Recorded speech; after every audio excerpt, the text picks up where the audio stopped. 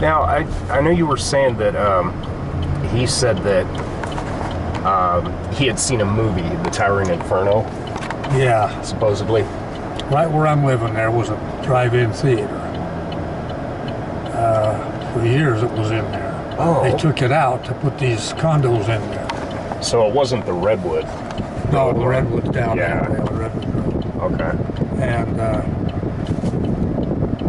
anyway, I've been patrolling out there's taverns out here. Taverns, we was working the drug and alcohol squad.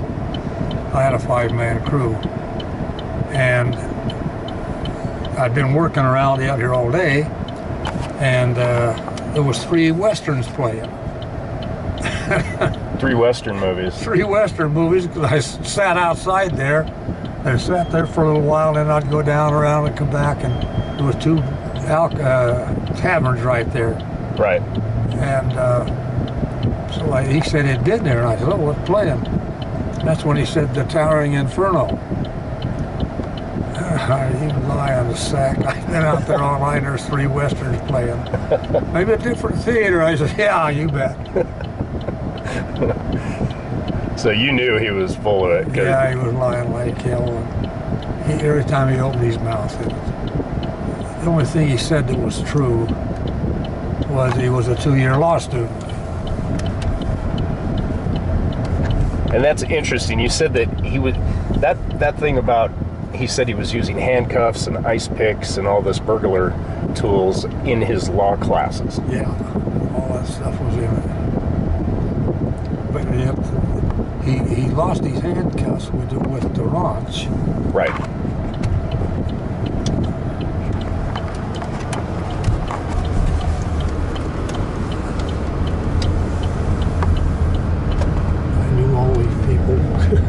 You knew all these neighbors. They're all gone now. Most of them were dead.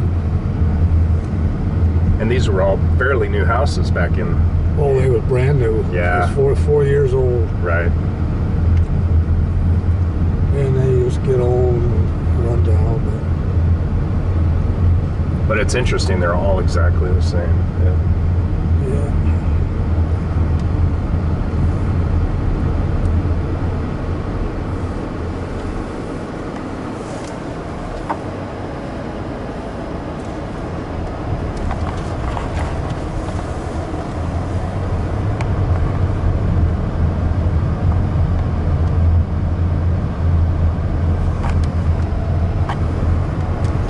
This is Lehigh. This is Lehigh, yep.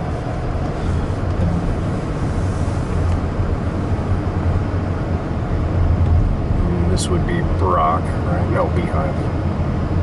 Lehigh.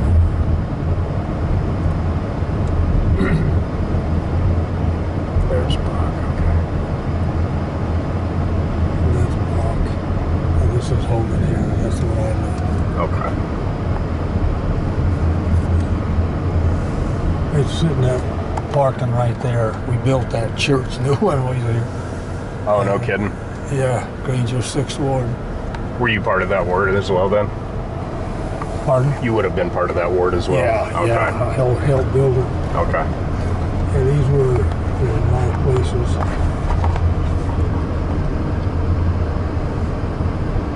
This guy was a mechanic.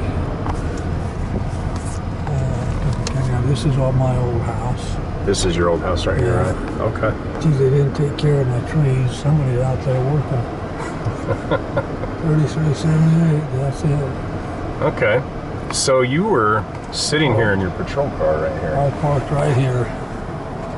And all of a sudden, I'm sitting here doing paperwork. Right. And all of a sudden, in back of me, comes 3 cars. This is this street. I know all these people. Most of them are good Mormons. Right. You know, that's 3 o'clock in the morning. I thought, whoa. So anyway, I just turned. I had all the lights off, and I just sat in the seat. 3 of them went by. One pulled in that one, and one pulled in this one. The other one went to the corner. The Volkswagen went and turned. Okay. And this was Ken Dent, lived here, and he worked for the adult probation parole for the state. Good friend. Okay. And it looked like his Volkswagen. I said, I didn't know that was running. It then broke down. So anyway, the radio comes on, and the deputy sheriff over there broke up a drinking party at 3 o'clock. He said, I got juveniles and people going in all directions, and cars and motorcycles everywhere. He said, send me some help. Right. So I took off.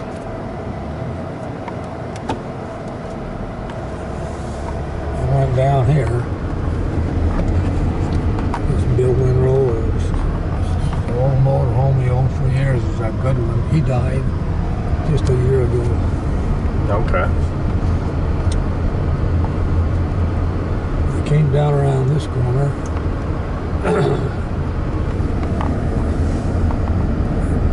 My idea was to go through where I could go straight through. That's where the kids were that were drinking. Yeah, Okay. that would have took me right to them. Instead of that, I turned on this one. Why do you think you turned? Was it just kind of an automatic? No idea. Just excited. We're going to get over there quick. Uh-huh. And away I go.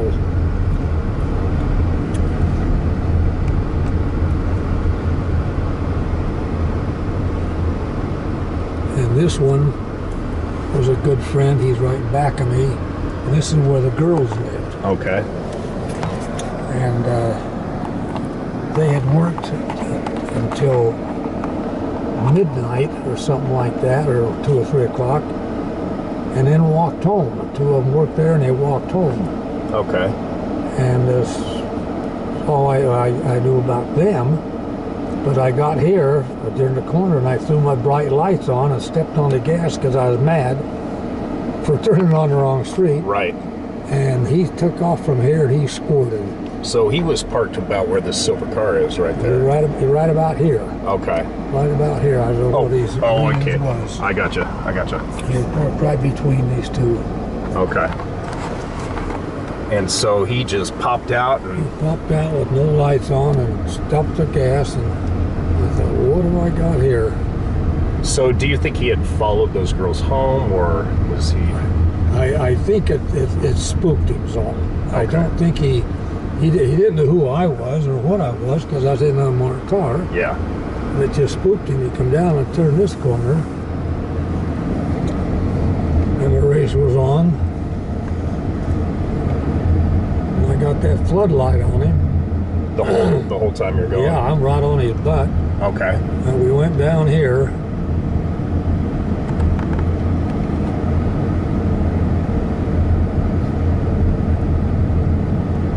Oh wow, he went clear down this direction. Yeah, we're down to the road that comes back around to the church. Okay. So it wasn't Lehigh, that's what I was thinking it might have been.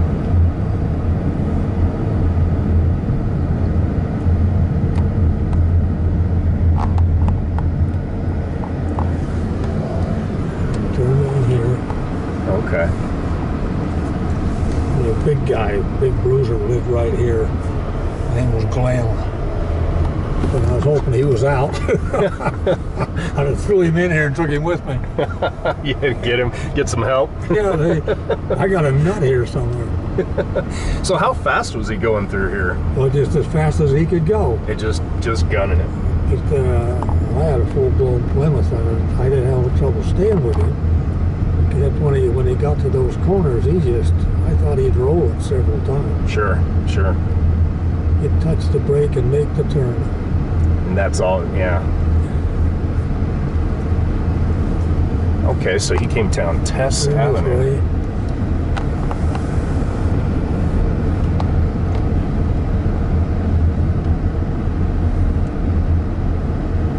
And you had a 1974-75 green. Yeah, green Plymouth. Okay. With a big motor, I'm sure. Yeah, no marks.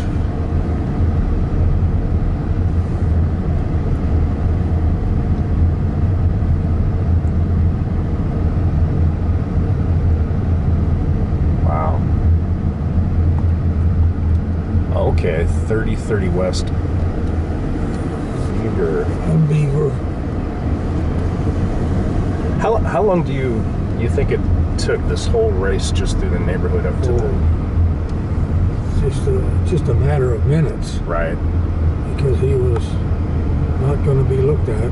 Right. And he came through here full bore.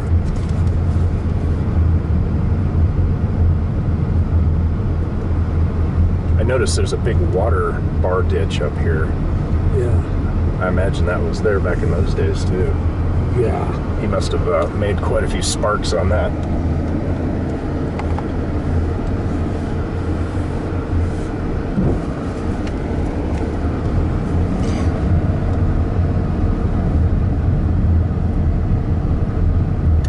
None of this was here. None of this. Was this restaurant here, do you think? Yeah. Okay. This was all open with this road. And he popped this baby. And he went down to that corner Okay.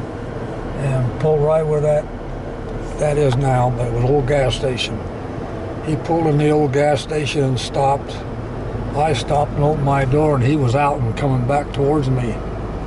And I pulled my Magnum out and just sit it in the crotch of the door. Uh-huh. And I said, hold it right there. I said, stand still. Put your driver's license, your registration on my hood, and turn around and walk back 2 steps. So that's what he done. I put it on there, and I got it, and I started talking to him. I'd called for backup anyway. I had another trooper that hadn't gone home yet. He had a drunk who was just coming out of the jail. Right. And he was out here going home. So he come over and was watching him while I looking in his car. And I looked in that side, and this seat was laying in the back seat. Right. And that's quite a space. You could stick a body in it. Sure. Even in a Volkswagen. They're crumpled, you know, they're unconscious. And it didn't dawn on me then what was going on, but I thought, isn't that silly? He says, the seat's broken. He said, I got to get it fixed. Okay.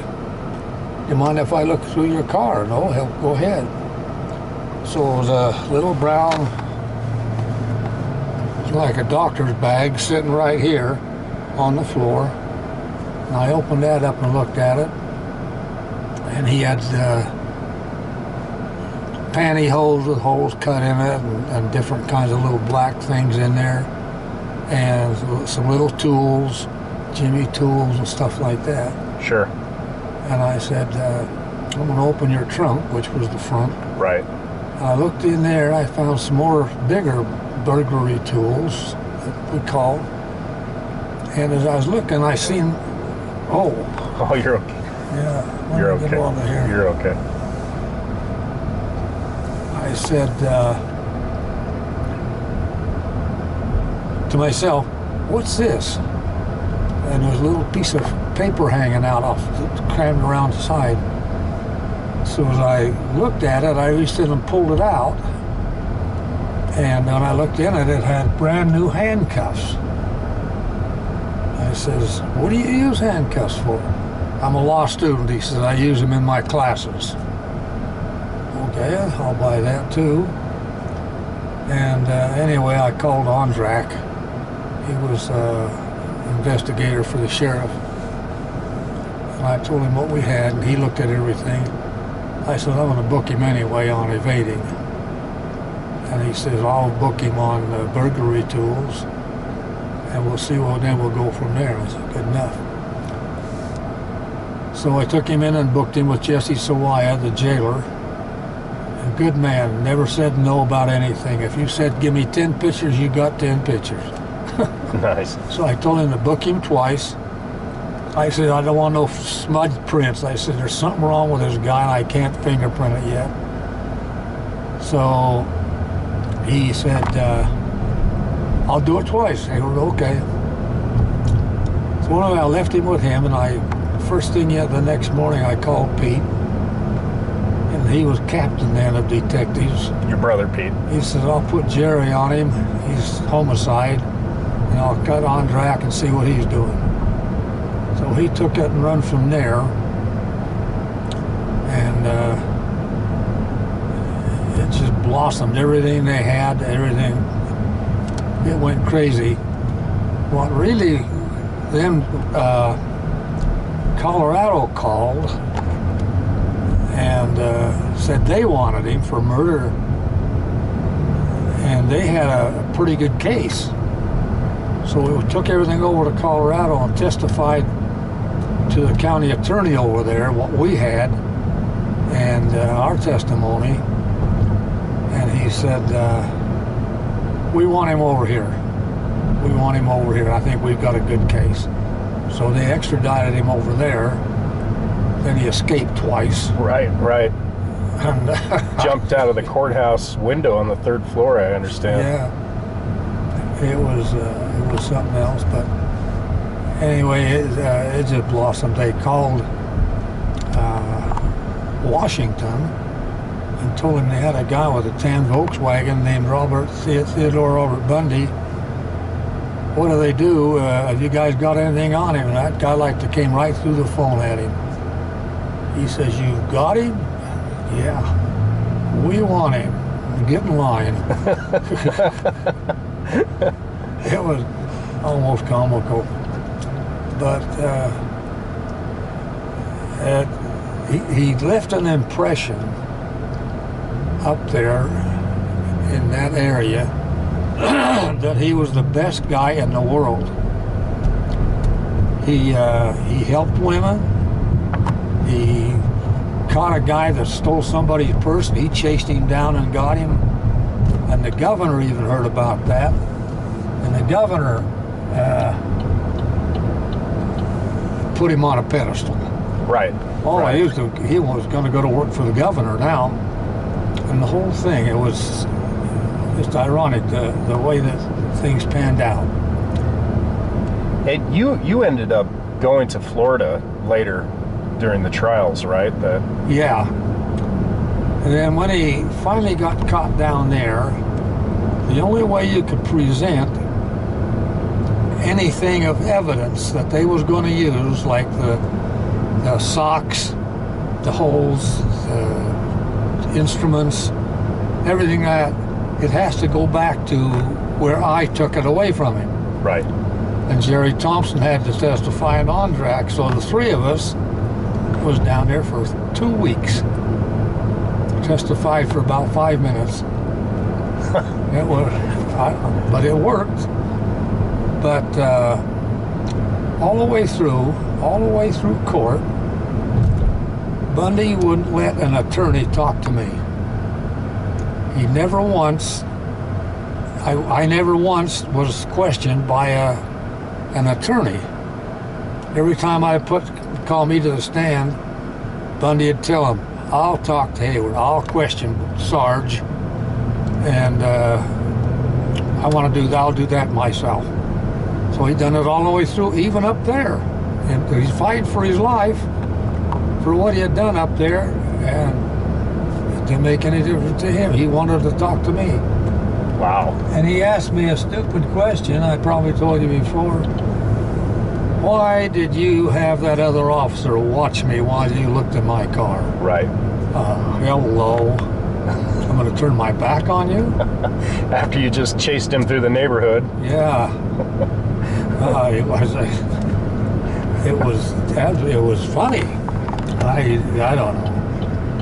It's a little bit of a testimony, don't you think, to his mental state at some level, saying something like that, you know? Yeah. And the damage he done down there with them girls, with Applewood, big chunks, you know. Yeah. He walked into the dormitory and beat the hell out of them. Yeah. Should have killed all 4 of them, but 2 of them lived. Right. You said that you knew Lewis Smith, right? Melissa Smith's father. Oh yeah, Louis was chief of police of Midvale. Nicest, quiet, nicest guy in the world. I'd have trusted Louis with anything. Yeah. Because he was just that type. And good cop, just nice. And I don't know if Louis ever hurt anybody. But when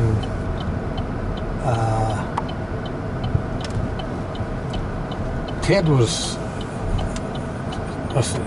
he was asking me questions, And I was here, and he was there, and Louis was right behind him. And when they got to some of the things that they said about Melissa Smith and things like that, where did you park? Oh, I just parked over here. Okay. On the other side, actually. You're fine. That's okay.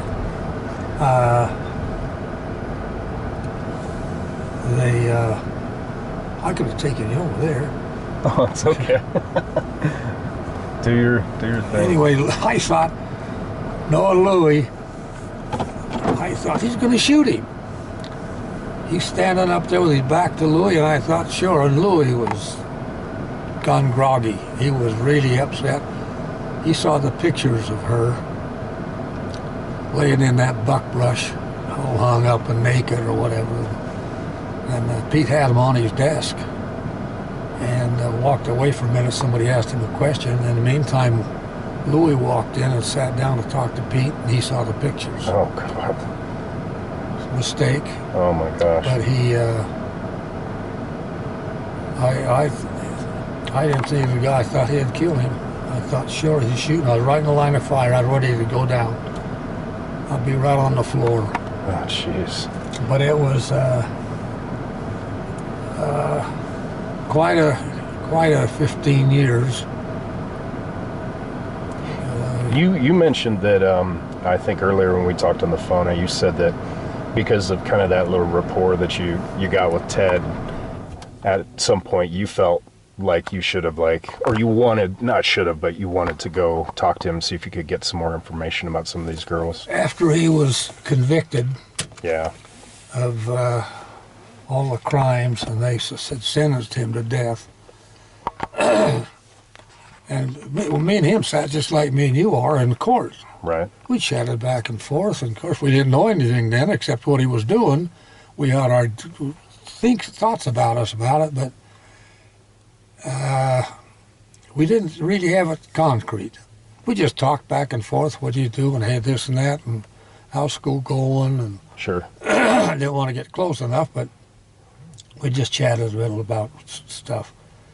And he wouldn't let anybody question Sergeant Hayward but him. I guess he thought I was his best friend, I don't know. But all the time that he was on that, I thought to myself, I wonder if the state would give me a ticket to go down there and just chat with him, Right. See if he wants to confess and what's going on and what did happen and how many and where they was. And I was interested in the little girl out in Bountiful that they never found. I wanted to get that one on first, but Definitely. Debbie Kent. then I backed off, and I backed off, and I backed off. When I got closer, I thought I'll just buy a ticket and go down and talk to him. Never did. I guess I thought I'd be kind of dumb he's going to die anyway, but I just wanted to see what he'd tell me if he would. Yeah. About Debbie Kent. Never did get there. Well, he was evasive all the way to the end. He may have not told you anything. He may not have. Another guy from here went down there to ask him about it. It was into something here a while back. And he did go down there, and he wouldn't even talk to him. Oh, really? Wouldn't talk to him about anything. But so maybe it would have been dumb, I don't know. But I don't know. Sometimes I kind of think I would have liked to try it anyway, just to see if he'd open up to me or not. Right. Because we treated him right. That one little girl that came over that had been beat all to hell and lived, she came over when we were sitting in Florida there and said, "You Sergeant Hayward?" I said, "Yes." And she said, "You caught Ted in Utah?" "Yes." She says, "Why didn't you shoot the son of a bitch?" I didn't know who he was. I said, "Give me about now." I'll go shoot him. I'll take care of it. But she wouldn't shoot the son of a bitch. I laughed. Due process. Yeah, she was, you could see where he had laid the wood on her. It wasn't the way it should have been. She was a beautiful girl even then. Right. But she had some wrinkles on her where they put it back together. But I don't know. Wow. Hindsight. Hindsight's 2020. Yeah. Awesome. But it's quite a life. It's quite a life. Well, I appreciate you showing me around on that tour, Bob. That's fantastic. Well, I wanted you to see it first, just what happened there and where it went. Well, you know, there's a lot of confusion about the actual route. Sorry, my phone is just... I've read most of the books that have the information about that particular route. Yeah. And none of them showed me what you just showed me. Well, that was the route we took. It was full bore. It didn't take us very long. Yeah. It was probably, what do you think, 3 or 4 minutes maybe, or 3 minutes? The max. At the max. He was going full bore all the time, and he had that Volkswagen just a humming. Didn't give a problem to catch him. You know, he was illuminated, that whole car. Right. All the time. He was just running, and I just stayed with him. There was no problem there. But and you said that he claimed that he was smoking pot in front of the girl's house, right? yeah, he was sitting there, and he says, "It scared me. I was smoking pot, and I threw it out the window." Right. When I left there, because there was no pot in the car. We didn't find anything in the car, and that's what he said spooked him. And that had to be a lie. And he didn't have any alcohol in him or on him, or okay, so he was stone cold sober. Yep, dressed black, had tennis shoes on, black came all the way down. Had that one crowbar about that long, had the fingers on it like that, and on the back, and I guess that'll jimmy doors any time. And did he have that he had that stuffed under one of his seats? Yeah. Okay. Yeah, that was one of the burglary tools we lined up. I've seen pictures of them. Well, I can't remember them all now. Wow. So he was in business, but... what did you... I know you mentioned that he immediately set off some red alarms in your head, like just his general demeanor and just his... Yeah. He, what he tried to do most of the time was emphasize that he was an attorney. You can't do that, or that's okay if you got that. He says, I'm an attorney, I know what you're doing, and I'm an attorney. That's okay to take that and stuff like that. He was just doing this and that because we was taking everything that we could take at the scene. Right. And so at the end of that, I said, well, I'm going to take you in and book you, Ted. He said, that's all right. He said, it's all right.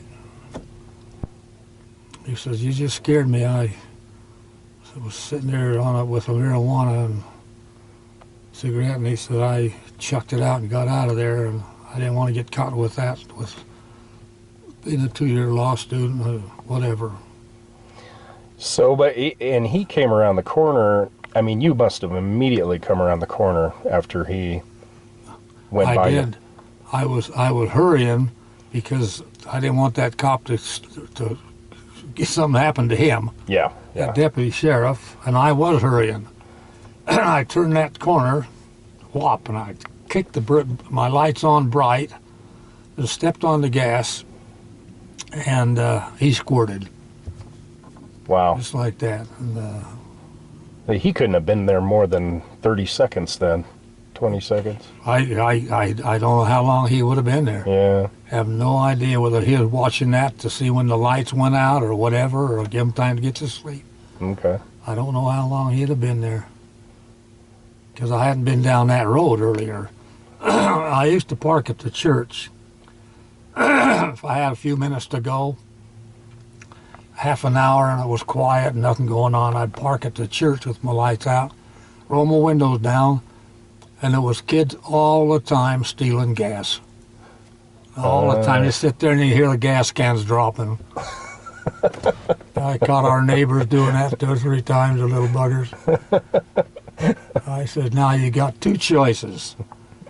Turn around and let me knock the shit out of you, or tell your dad when you get home. Now, which one is it? I'll tell my dad. I'll tell my dad. Depending on how mean Dad was. Yeah. Good dad, bad dad, no, I'll let you do it. They were fun. So in the gas station that you pulled in, it's on the that corner there where the Olive Garden is. The southeast corner. And you said that it was an old, not abandoned, but it was just closed because it was 3 o'clock in the morning, and it was some sort of a Opal station. It was on the southwest corner. Oh, southwest. Yeah, right where, that's where the Olive Garden is now, ain't it? It's on, so here's 2700. It's on that corner. Oh, no, this was on this corner, southwest corner. Okay. And it was an old Utah or one of them with the red and white that had the round things. Okay. My neighbor was the operator of it. And it was all closed down, just sitting there. And I'm not sure if it was shut down for good or not. They shut it down for good, then they took it away and cleaned it out and done all kinds of stuff on that corner. Yeah, the southwest corner, he swung right in there and stopped. And my backup, he just pulled in alongside over a little ways and stopped. And you must have been just like right behind him, pulled in. I was right on his butt all the time. Yeah. I slowed down just a little bit while I was going to run that stop sign on 35th. My luck, I'd have had a drunk on me. Wow. But they were... It was an interesting night. I didn't think it would go quite that far. But like my dad always said, you do what you have to do.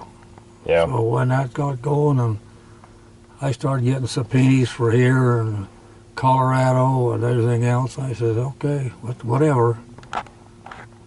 You must have, in the past, you must have been interviewed quite a few times. Oh, jeez. I saw a segment of you on a local news station that was 2 or 3 years ago, I think. Yeah. If they asked me what it entailed and what happened, that's what it was. I didn't do nothing heroic. He just looked down my gun. I had it right in the crotch, and he stopped right now, and everything went smooth. So I didn't have to kick his ass or anything else. Hey, were you using you said Magnum was a 357 Magnum or? Yeah, 357 Magnum. I still got it. Oh, okay. They give that to me when I left. But it was, he didn't give us a bad time about looking at stuff and taking it all with us and what's going to happen. We're going to book you this and this and this, and there'll be charges filed you on possession of burglary tools. And he's never said a word. He's quiet all the way. Wow. Okay. So it was a pretty standard by the book arrest, basically. Yeah. And, go ahead. I'm sorry. I guess he just thought that that's the best way to go, I guess. Why do battle? And did you book him into? You said you booked him into the Salt Lake jail. Well, yeah, we didn't have any more jails. The only jail we ever used was the one in Salt Lake there on 4 South, where you drive down underneath. Okay. You drive down and it shuts you off here as you get down. You identify yourself, and then they open that, and you go in again. This one closes, and then you go into where the jail door is. Okay. And then if they can see and who you are, they open it for you. If not, they put 2 guys out there to see who you are. Okay. And I'm glad Jesse was there that night. And he done it. I did do him twice. I don't want no smudges, because sometimes if they just move their hand a little bit, it'll smudge your fingerprint. Okay. And that's why they take your hand and do it this way, so you can't smudge it. Right. Smart guys, if they'll leave you alone, they'll move that finger just a little bit. But you got to get a hold of that and straighten it out. But it was a big part of my career. I stopped a lot of people and stolen cars, and I ran face to face with an armed robber on Redwood Road.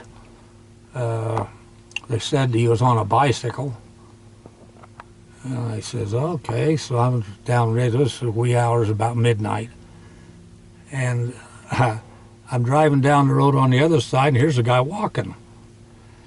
And I just went down to the corner, and I turned around and was going to come back and keep looking on that side. That's the way he was going.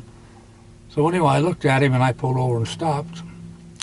And I said, how you doing? He says, good. I says, you been drinking? He says, no. And I said, what do you got in the sack? My lunch. I'm just going to work. I said, going to work? It's midnight. Where do you work? The Chinese restaurant right there. I'm dishmeasure. I says, oh, is that right? So why are you taking a lunch if you work in a cafe? He said, well, I don't give me lunch. I got to take my own. I says, come here. I says, put the sack down. And he says, oh, he says, I don't want to open my lunch. I says, put the sack down. And he backed up and he says, that's money. I says, you hit the place down the road? He says, yeah. He says, I'm really hurting. I'm in bad shape for stuff. And so I would, you run into them all the time. Every time they say something, you want to read in here. Yeah, Don't right. read this and this. Read in here. Right. Shit. I'll bet you've seen a million things for sure. Oh, yeah. It was funny. Well, awesome. Thanks a bunch for that tour, Bob. That's fantastic. That's great.